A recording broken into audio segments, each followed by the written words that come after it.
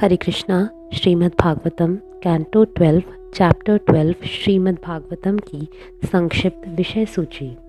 सूत गोस्वामी ने कहा, परम धर्म भक्ति को, परम सृष्टा भगवान कृष्ण को तथा समस्त ब्राह्मणों को नमस्कार करके अब मैं धर्म के शाश्वत सिद्धांतों का वर्णन करूँगा। हे ऋषियों, मैं आप लोगों से भगवान विष्णु की अद्भुत लीलाएं कह चुका हूँ, क्योंकि आप लोगों ने इनके विषय में मुझसे पूछा था। ऐसी कथाओं का सुनना उस व्यक्ति के लिए उचित है जो वास्तव में मानव है। यह ग्रंथ उन भगवान श्री हरि का पूर्ण गुणगान करने वाला है, जो अपने भक्तों के सारे पापों को दूर करने वाले हैं। भगवान का यह गुणगान नारायण, ऋषिकेश तथा सात्वतों के प्रभु के रूप में किया गया है। यह ग्रंथ इस ब्रह्मांड के सृजन तथा संहार के स्रोत परम सत्य के रहस्य का वर्णन करता है। यही नहीं, इसमें उनकी दैवीय ज्ञान के साथ साथ उनके अनुशीलन की विधि तथा मनुष्य द्वारा प्राप्त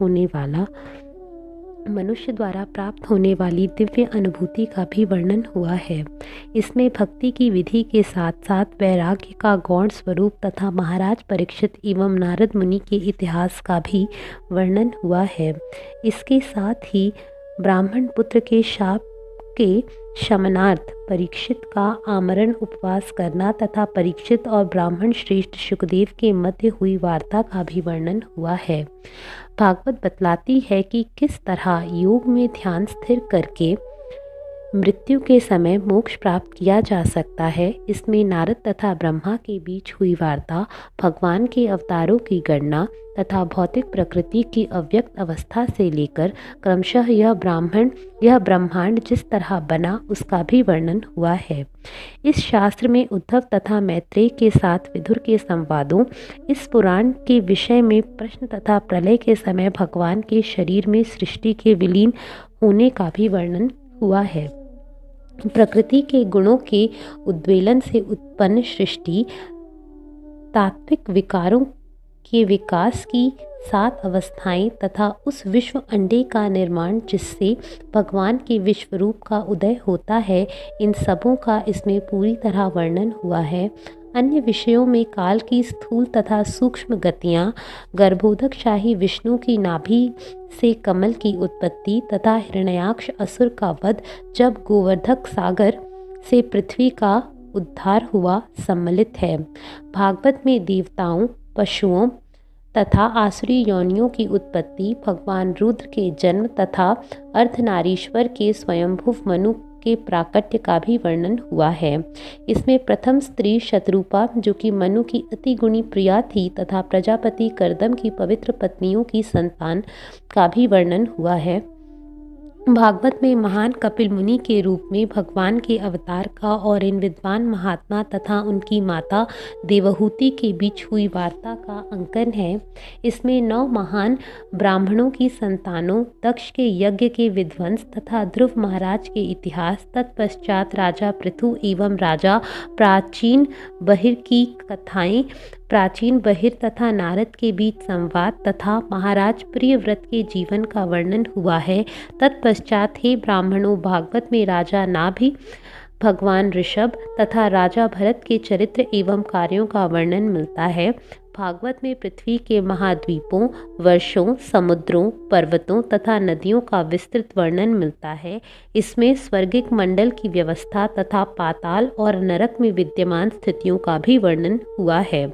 इसमें प्रचेताओं के पुत्र रूप में प्रजापति दक्ष का पुनर्जन्म तथा दक्ष की पुत्रियों की संतति, जिससे देवताओं, असुरों, मनुष्यों, पशुओं, सर्पों, पक्षियों इत्यादि प्रजातियां प्रारंभ हुई, इन सबों का वर्णन हुआ है।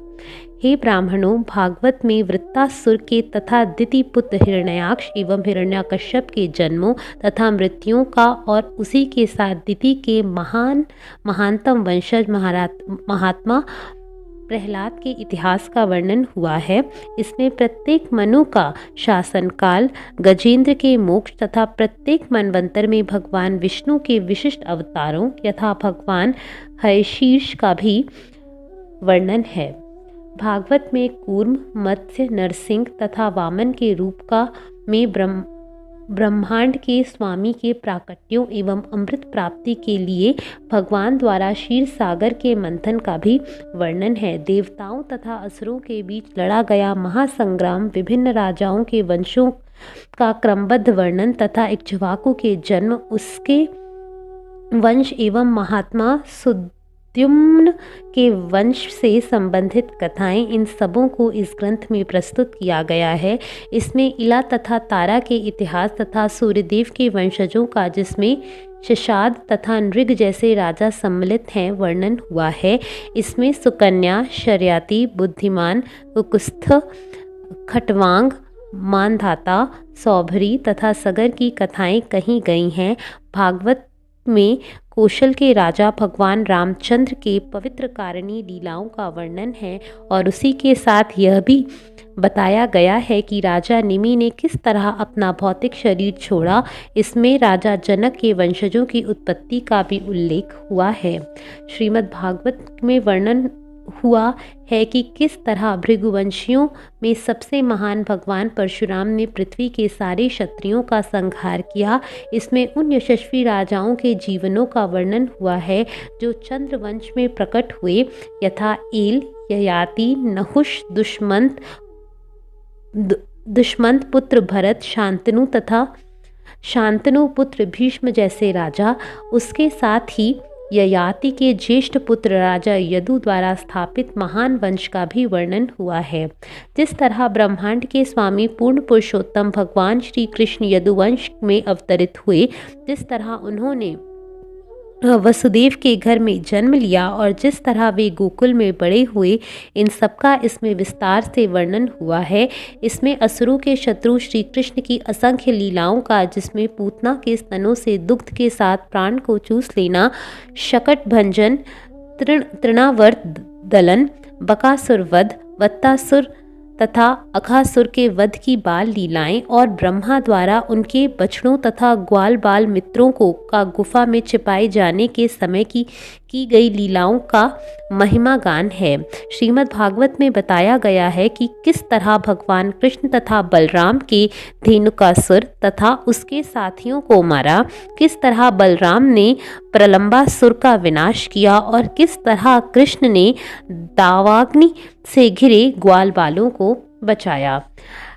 कालिया नाग का दमन, विशाल सर्प से नंद महाराज को बचाया जाना, तरुण गोपियों द्वारा कठिन व्रत किया जाना और इस तरह कृष्ण का तुष्ट होना, उन वैदिक ब्राह्मणों की पश्चाताप कर रही पत्नियों के प्रति कृपा प्रदर्शन, गोवर्धन पर्वत के उठाए जाने के बाद इंद्र तथा सुरभि गाय द्वारा पूजा तथा अभिषेक किया जाना, गोपियों के साथ कृष्ण की रात्रिकालीन लीलाएं तथा शंखचूर्ण, अरिष्ट एवं केशी जैसे मूर्ख असुरों का वध, ये सारी लीलाएं इसमें विस्तार से वर्णित है।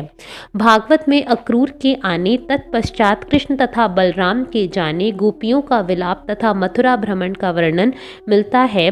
इसमें यह भी वर्णन हुआ है कि किस तरह कृष्ण तथा बलराम ने कुवलिया पीड़ हाथी, मुष्टिक तथा चारुण मल्लों एवं कंस इत्यादि असुरों का वध किया और किस तरह कृष्ण अपने गुरु सांदीपनी मुनि के मृत पुत्र को वापस ले आए।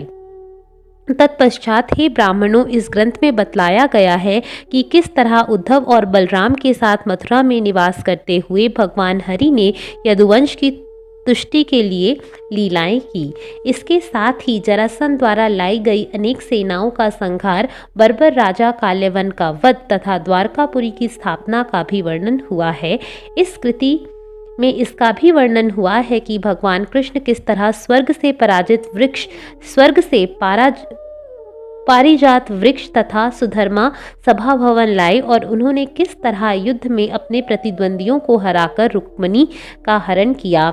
इसमें इसका भी वर्णन हुआ है कि कृष्ण ने किस तरह बाणासुर के साथ युद्ध में शिव को जम्हाई दिलाकर परास्त किया, किस तरह उन्होंने बाणासुर की भुजाएं काटी और किस तरह प्राज्योतिपुर के स्वामी को मारा तथा उसके बाद उस नगरी में बंदी की गई कुमारियों को छुड़वाया।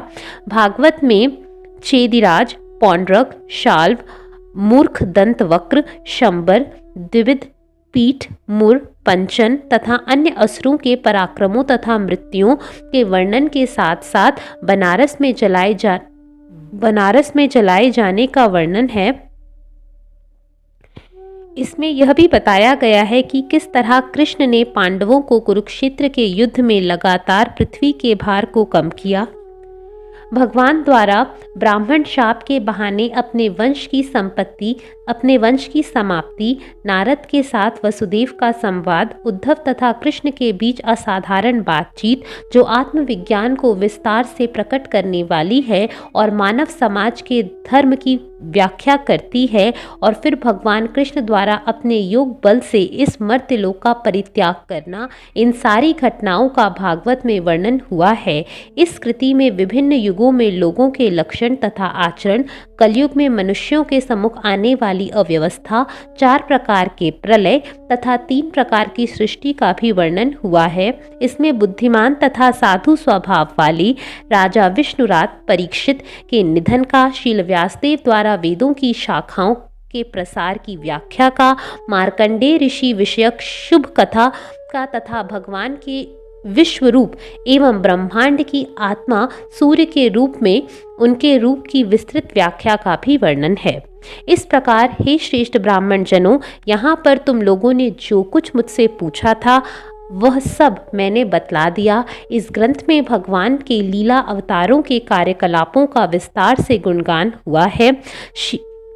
यदि गिरते, लड़खड़ाते, पीड़ा अनुभव करते या छींकते समय कोई विवशता से भी उच्च स्वर से भगवान श्री हरि की जय हो चिल्लाता है तो वह स्वतः सारे पापों से मुक्त हो जाता है। जब लोग ठीक से भगवान की महिमा का गायन करते हैं या उनकी शक्तियों के विषय में श्रवण करते हैं तो भगवान स्वयं उनके हृदयों में प्रवेश करते हैं और सारे दुर्भाग्य को उसी तरह दूर कर देते हैं जिस तरह सूर्य अंधेरे को दूर करता है या कि प्रबल वायु बादलों को उड़ा ले जाती है।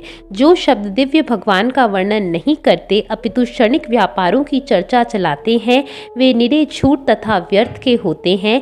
केवल वे शब्द जो भगवान के दिव्य गुणों को प्रकट करते हैं वास्तव में सत्य, शुभ तथा पवित्र हैं। सर्व प्रसिद्ध भगवान के यश का वर्णन करने वाले वे शब्द आकर्षक, आस्वाद्य तथा नित नवीन रहते हैं। निसंदेह ऐसे शब्द मन के लिए शाश्वत उत्सव हैं और वे कष्ट के सागर को सुखाने वाले हैं। जो शब्द उन भगवान के यश का वर्णन नहीं करते तो संपूर्ण ब्रह्मांड के वातावरण को पावन करने वाले हैं। वे कौओं के तीर्थ स्थान के समान हैं तथा ज्ञानी मनुष्य कभी भी उनका प्रयोग नहीं करते। शुद्ध तथा साधु स्वभाव वाले भक्तगण केवल अच्युत भगवान के यश को वर्णन करने वाली कथाओं में रुचि लेते हैं। दूसरी ओर जो साहित्य अनंत भगवान के नाम, यश, रूपों, लीलाओं इत्यादि के दिव्य महिमा का वर्णन से पूर्ण होता है वह एक सर्वथा भिन्न सृष्टि है जो इस संसार के गुमराह सभ्यता के अपवित्र जीवन में क्रांति लाने वाली दिव्य शब्दों से पूर्ण होती है। ऐसे ग्रंथ भले ही ठीक से रचे हुए ना हों किंतु उन शुद्ध पुरुषों द्वारा जो पूरी तरह से ईमानदार हैं सुने, गाएं और स्वीकार किए जाते हैं। आत्म साक्षात्कार का ज्ञान समस्त भौतिक आसक्ति से मुक्त होते हुए भी ठीक से काम नहीं करता यदि वह अच्युत ईश्वर के भाव से विहीन हो।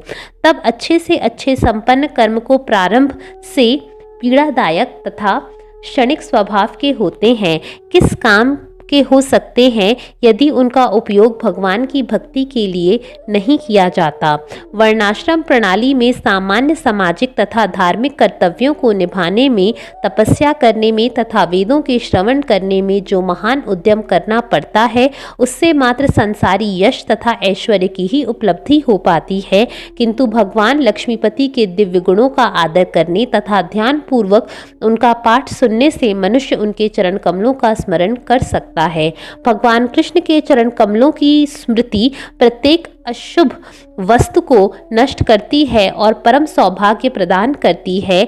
यह हृदय को परिशुद्ध बनाती है और परमात्मा की भक्ति के साथ साथ अनुभूति तथा त्याग से युक्त ज्ञान प्रदान करती है। हे सुप्रसिद्ध ब्राह्मणों, तुम लोग सचमुच अत्यंत भाग्यशाली हो, क्योंकि तुम लोगों ने पहले ही अपने हृदयों में भगवान श्री नारायण को परम नियंता तथा सारे जगत के परम आत्मा भगवान को धारण कर रखा है, जिससे बढ़कर कोई अन्य देव नहीं है। तुम लोगों में उनके लिए अविचल प्रेम है, अतएव तुम लोग उनकी पूजा करो, ऐसा मैं अनुरोध करता हूँ। अब मुझे उस ईश विज्ञान का पूरी तरह स्मरण हो आया है, जिसे मैंने पहले महर्षि शुकदेव गोस्वामी के मुख से सुना था। मैं महर्षियों की उस सभा में उपस्थित था, जिन्होंने मृत्यु पर्यंत उपवास पर बैठे महाराज परीक्षित से कहते हुए उन्हें सुना था। हे ब्राह्मणों, इस तरह मैंने तुम लोगों से भगवान वासुदेव की महिमा का वर्णन किया है, जिनके असामान्य कार्य स्तुति के योग्य है। यह वर्णन अशुभ का विनाश करने वाला है। जो व्यक्ति अविचल भाव से इस ग्रंथ को प्रत्येक घंटे के प्रत्येक क्षण निरंतर सुनता है, तथा जो व्यक्ति एक अथवा आधा श्लोक अथवा एक या आधी भी पंक्ति श्रद्धा भाव से सुनता है, वह अपने को पवित्र बना लेता है। जो कोई इस भागवत को एकादशी या द्वादशी के दिन सुनता है, उसे निश्चित रूप से दीर्घायु प्राप्त होती है, और जो व्यक्ति उपवास रखते हुए इसे ध्यान पूर्वक सुनता है, वह सारे पापों के फल से शुद्ध हो जाता है। जो व्यक्ति मन को वश में रखता है, जो पुष्कर, मथुरा या द्वारका जैसे पवित्र स्थानों में उपवास रखता है और उस शास्त्र का अध्ययन करता है, वह सारे भय से मुक्त हो जाता है। जो व्यक्ति इस पुराण का कीर्तन करके अथवा इसको सुनकर इसकी स्तुतियां करते हैं, उन्हें देवता, ऋषि, सिद्ध, पितर, मनु तथा पृथ्वी के राजा समस्त वांछित वस्तुएं प्रदान करते हैं। इस भागवत को पढ़कर इस ब्रह्मांड वैसी ही शहद, घी तथा दूध की नदियों को भोग सकता है, जैसा वह ऋग, यजुर तथा सामवेदों के मंत्रों का अध्ययन करके भोग सकता है। जो ब्राह्मण समस्त पुराणों के इस अनिवार्य संकलन को कर्तव्यपरायणता से पढ़ता है, वह परम गंतव्य को प्राप्त होता है, जिसका वर्णन स्वयं भगवान ने इसमें किया है।